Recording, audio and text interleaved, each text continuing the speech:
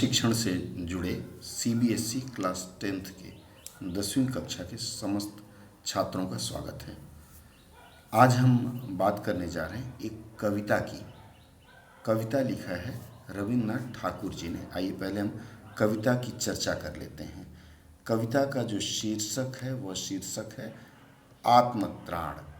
यह देखिए, आत्मत्राण, यह शीर्षक आत्मत्राण यह हजारी प्रसाद द्विवेदी जी ने ठाकुर रविन्द्रनाथ टैगोर के बांग्ला कविता का हिंदी में अनुवाद किया है।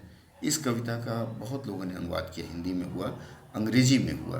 तो सबसे पहले इसके बांग्ला अंश की हम बात कर लेते हैं ताकि हमारे समझ में आ जाएगा कि हिंदी में कविवर क्या कहना चाहते हैं।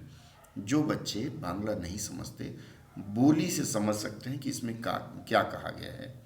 देखिए, बाईं ओर हमारे बांग्ला अंश है। इसमें इन्होंने लिखा है, हे प्रभु তোমার কাছে আমার प्रार्थना আমাকে विपद থেকে रक्षा, मतलब रक्षा करो ना। आप अगर इसको समझेंगे तो आपके समझ में आ जाएगा कि यहाँ कहना चाह रहे हैं कि हे प्रभु विपत्तियों से मेरी रक्षा करो। अब इसका हिंदी अनुवाद जो हमारे पाठ में है वहाँ देखिए, वहाँ लिखा है, विपदाओं से मुझे बचाओ, यह मेरी प्रार्थना नहीं, केवल इतना हो करुणामय, कभी न विपद में पाऊं भय। अर्थात यहाँ सिर्फ प्रार्थना नहीं किया इन्होंने कहा है विपदा मतलब कष्ट में हो, तकलीफ में हो तो भी हम डरे नहीं, क्योंकि विपदाओं में अगर आप डर जाते हैं तो आप उसका सामना नहीं कर सकते। देखिए, यहाँ इन्होंने लिखा है, किंतु आमार मन के शक्तिशाली करते ताई आमी विपदेर भय पाई ना। मतलब पूर्ण कविता का यह अर्थ निकलता है कि हे प्रभु मेरे मन को या मुझे इतनी शक्ति दो कि मैं कोई भी विपदा हो उससे न तो मैं डरूं और न ही तो मैं उससे भागूं। यहाँ देखिए, करुणामय कहा गया है प्रभु को या भगवान को जिससे आप प्रार्थना करते हैं।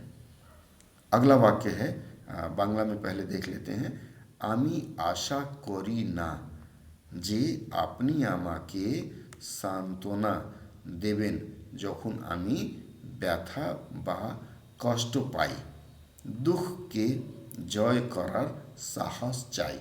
मतलब अगर बांग्ला भाषा से समझने का प्रयास कर रहे हैं तो बांग्ला भाषा में यह कहा जा रहा है कि मैं यह नहीं चाहता कि आप हमारे कष्ट में आकर के हमको सांत्वना दें, दिलासा दें कि भाई कष्ट में हो, चलो ठीक हो जाएगा। दुख जीतने का हिम्मत मुझे। यहाँ लिखा गया है दुख ताप, दुख और ताप, यह जो शब्द है दुख के साथ साथ ताप का प्रयोग किया गया है। मतलब हो गया, बीच में देखिएगा एक हाइफन जैसा ऐसा चिन्ह बनाया गया है।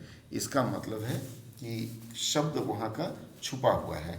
तो दुख के ताप, उस सामासिक शब्द कहा जाता है दुख के ताप, उसको छोटा करके दुख ताप कहा गया है। समास आप पढ़ेंगे, इनके प्रश्नों से मैं बताऊंगा। से व्यथित चित्त को न दो सांत्वना न ही सही।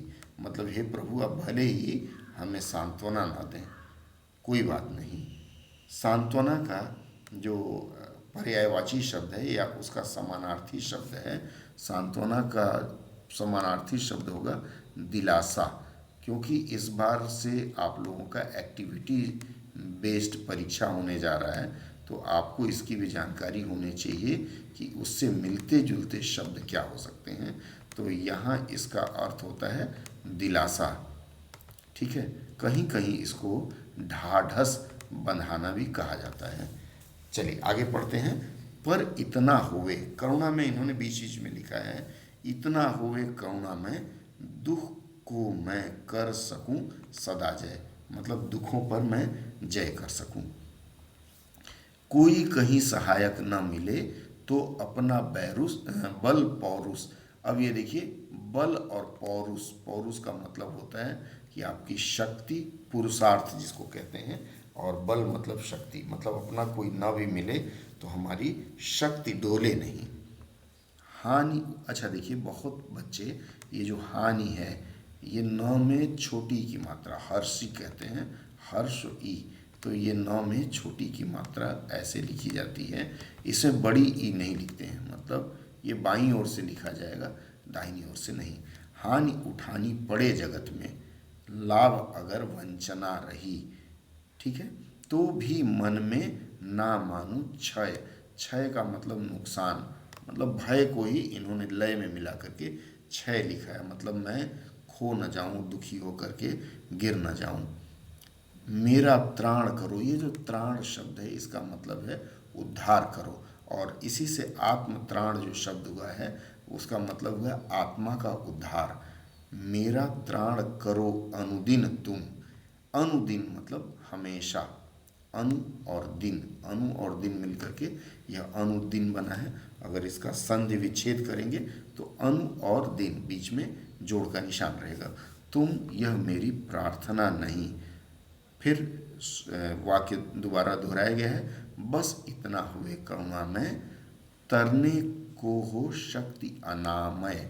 ये जो अनामय यहाँ प्रयोग किया गया है इसका मतलब है कि बहुत शक्ति हो, और ये तरना है, तैरना नहीं है।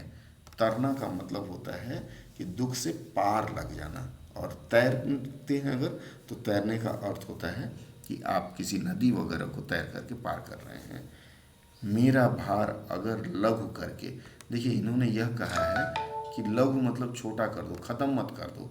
मेरा भार अगर लघु करके न दो सांत्वना न सही। सांत्वना का मैंने बताया दिलासा, कि मेरा भार छोटा करके, हल्का करके सांत्वना मत दो, कोई बात नहीं, लेकिन केवल इतना रखना अनुनय। अनुनय का मतलब प्रार्थना, अनुनय के साथ विनय का भी प्रयोग होता है, ठीक है। अनुनय वहन कर सकूं, वहन करना मतलब पूरा पूरा कर सकूं इसको, निर्भय मतलब बिना डर के।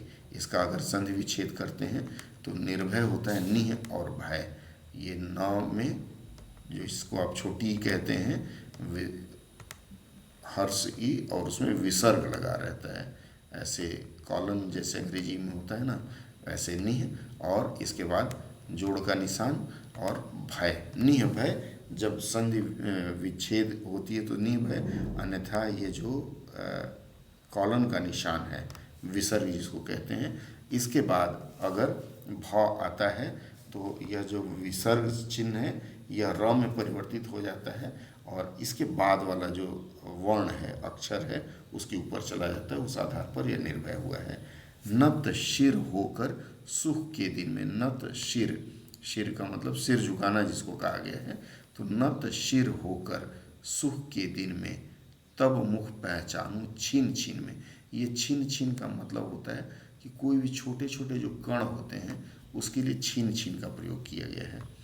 दुख रात्रि में करे वंचना मेरी, जिस दिन निखिल मही, निखिल का मतलब हो गया पूरा, मही मतलब समंदर, ठीक है। उस दिन ऐसा हो करुणा में, उस दिन ऐसा हो तुम पर करूं न कुछ संशय, तुम्हारे ऊपर कोई भी किसी प्रकार का, मैं संशय का मतलब शंका होता है, तुम्हारे ऊपर किसी प्रकार की शंका ना करूं।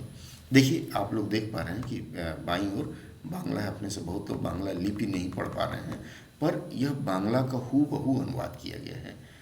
एक चीज़ आपको और इसमें अटपटा लग रहा होगा कि यह जो अनुवाद किया गया है, इस अनुवाद में भाव दूसरे ढंग का लग रहा है, ना कोई लय न कोई छंद है।